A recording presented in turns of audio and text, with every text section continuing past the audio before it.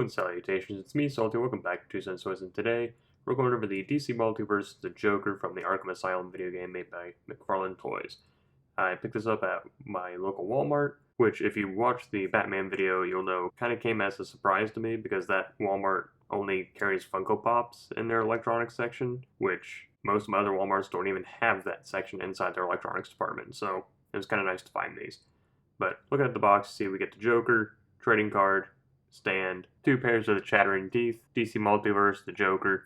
Up on the top, we got a paper J-hook with the McFarlane Toys logo. The very top of the box is just a continuation of the window. Bottom of the box is barcode and legalese. Side of the box says the Joker, DC Multiverse. This side of the box says the Joker, Batman Arkham Asylum, DC Multiverse. And the back of the box has a still image from the game, pictures of the other figures available, small little read-up. This package is kind of, damaged. I think it got squished at some point, but we're going to go ahead and open it up, go over the accessories, articulation, all that kind of stuff. What else is in the package? We get his revolver, which is, cast in silver, black. Not a lot to write home about. It's good enough, I suppose. We got a pair of wind-up teeth that are closed. They put a nice little screw there on the side. Got the little wind-up paddle here.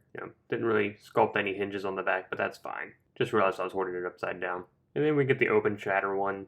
So, they're nice to display.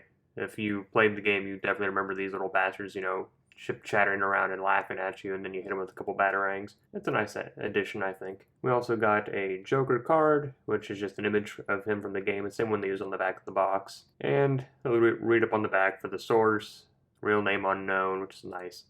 Height is 6 feet. So keep that in mind, because according to Batman's, he's 6'2". So we'll see if there's any scaling actually done here, or if they're the same size, which I think is pretty much McFarlane's MO currently. And another figure stand, just says DC, nothing to write home about. Which brings us to the Clown Prince himself, and overall very impressed with the sculpt on this. They got the lines in the suit done very well, they textured it, the paint here to kind of make his cuffs, that look like flowers a little dirty, the flowers wilted. Face is a little cleaner than I would like. I think it should have some grays on it, maybe some black, kind of some cracks in the makeup, but I might be asking too much. Who knows? They got a nice little Joker logo here on his belt buckle, or I guess kind of a Joker face, which is a nice nod. Or it could be Ra's al Ghul, depending on, your source material, I guess. Nice work on the loafers. I particularly like the knee here, which is different from this one. It's a different fabric material looking, because it's a patch.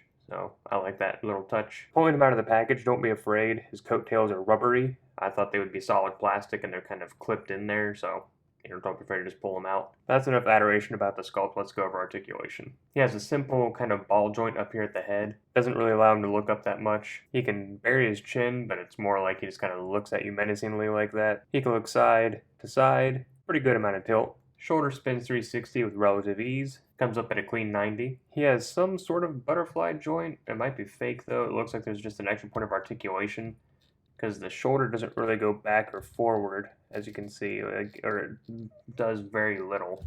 Also, his whole kind of morning jacket here and his little vest is a rubber overlay, so he does have articulation under here, but we'll go over that in a second. He also has bicep swivel. Double jointed elbows come up this far. He's got the peg ball peg in the wrist, so it's got the pivot, it's got the swivel, you just got to get them all lined up to go whichever way you want to go. Like I said, this is a rubber overlay. He would be able to lean forward that far, but the rubber brings him up to there.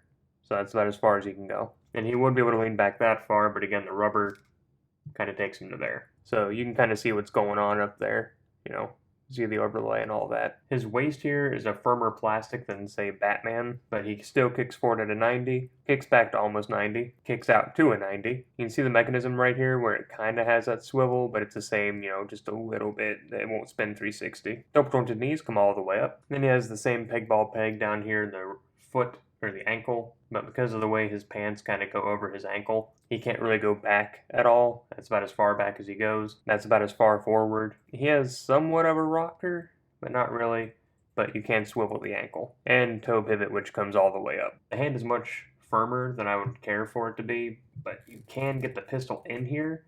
You just really have to kind of work with it, but at least they gave you a trigger finger on this hand. The other hand is this kind of, I don't know what you would call that, sinister aloof maybe, but I guess he can hold the chattering teeth if you want him to. I mean, it just kind of rests there. He doesn't hold it, but you have that option, I suppose. And evidently these hands aren't meant to come off. So thankfully it didn't snap, it just came out. But yeah, so don't do that. After some finagling, I was able to put it back on though. And there's Batman next to the Joker, and you'll see the Joker's actually just a smidge taller than he is. So much for Batman being 6'2", I guess. And that's about all I got for today.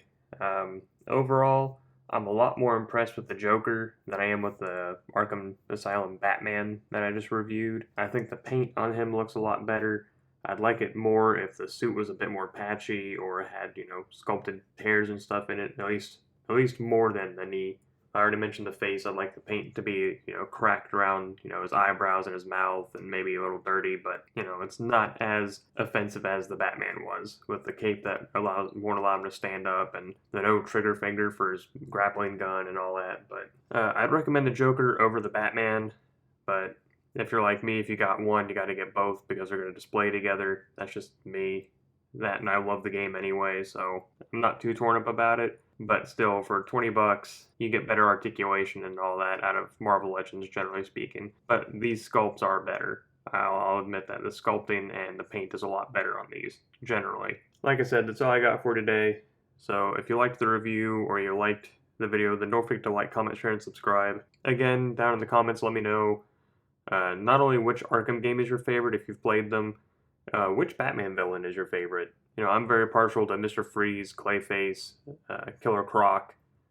He has a great rogues gallery. I would argue that Batman and Spider-Man probably have the best rogues galleries out of everybody. Anyway, thanks for stopping by today, and until next time, I'm Salty, signing off.